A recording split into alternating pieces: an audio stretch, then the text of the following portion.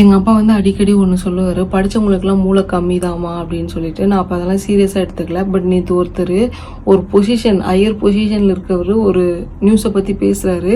அதை கேட்டு நானே ஷாக் ஆகிட்டேன். நம்ம அப்பா சொன்னது உண்மைதான் போல், படித்தவங்களுக்குலாம் மூளை கம்மி தான் போல் அப்படின்னு சொல்லிட்டு. நான் எதுக்கு சொல்கிறேன், யாரை பற்றி சொல்கிறேன்ட்டு இந்த வீடியோ பாருங்கள். எங்கே வந்து கண்டினியூஸாக எங்கே நடந்துட்டு இருக்கு.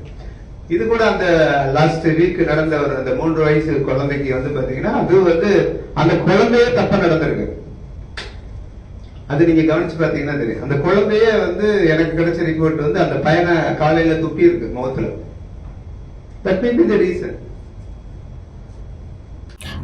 இவர் யார் அப்படின்னு பார்த்தீங்கன்னா கலெக்டர், மயிலாடுதுறையோட கலெக்டர். இவர் எதை பற்றி பேசுகிறாங்க அப்படின்னா, ஒரு ட்ரைனிங் ப்ரோக்ராமு, போஸ்கோ ஆக்டு, அதாவது சைல்டு வந்து செக்ஷுவல் அசால்ட்டு பண்ணுவாங்களே அதுக்கு ட்ரைனிங் ப்ரோக்ராம். அந்த இடத்துல இவர் என்ன சொல்லியிருக்காரு அப்படின்னு பார்த்தீங்கன்னா, ஒரு 17 வயசு பையன் வந்து 3 வயசு குழந்தைய வந்து செக்ஷுவலாக அசால்ட் பண்ணியிருக்கான். அந்த குழந்தை வந்து இப்போ ட்ரீட்மெண்ட் எடுத்துகிட்டு இருக்கு, severe injury face and ஹெட்டில்.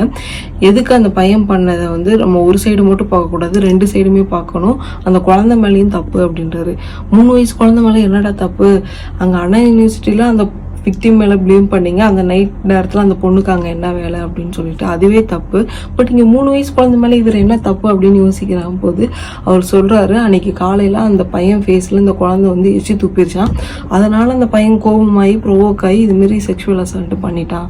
So we have to sensitize the parents அப்படின்னு சொல்கிறாரு.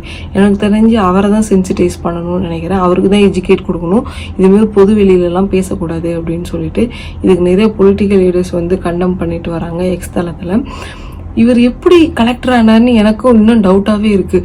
படித்து தான் கலெக்டர் ஆனாரா, இல்லை சிவில் எக்ஸாமு இன்டர்வியூலாம் அட்டன் பண்ணி கலெக்டர் ஆனாரா, இல்லை போலீஸ் சர்டிஃபிகேட் கொடுத்து கலெக்டர் ஆனாரா அப்படின்னு தெரியல. ஏன்னா அவர் வந்து அதுக்கப்புறம் சொல்கிறாரு, நான் அந்த விதத்தில் சொல்ல இது தப்பாக கன்வே ஆயிருச்சு அப்படின்னு சொல்லிட்டு. இங்கே ஒரு பிலோ 30 எனக்கே தெரியுது இது தப்பு, இவர் பேசுகிறது தப்பு அப்படின்னு சொல்லிட்டு. ஒரு கலெக்டர் பேசுறதுக்கு முன்னாடி ப்ரிப்பேர் பண்ணிட்டு தானே வருவாங்க. அவருக்கு தெரியாதா இது கரெக்டாக தப்பா அப்படின்னு சொல்லிட்டு. இவர் பேசுறது பார்த்துட்டு நாளைக்கு எல்லாருமே இதை நார்மலைஸ் பண்ணி, ஓ நம்ம மேலே மட்டும் தப்பு கிடையாது, அந்த பொண்ணு மேலேயும் தப்புன்னு தான் சொல்லுவாங்க அப்படின்னு சொல்லிட்டு இதை நார்மலாக நிறைய பேர் எவ்வளோ பேர் எக்ஸாம்பிளாக எடுப்பாங்க. ஸோ புரியல மக்களே, நாடு எதை நோக்கி போயிட்டுருக்குன்னு.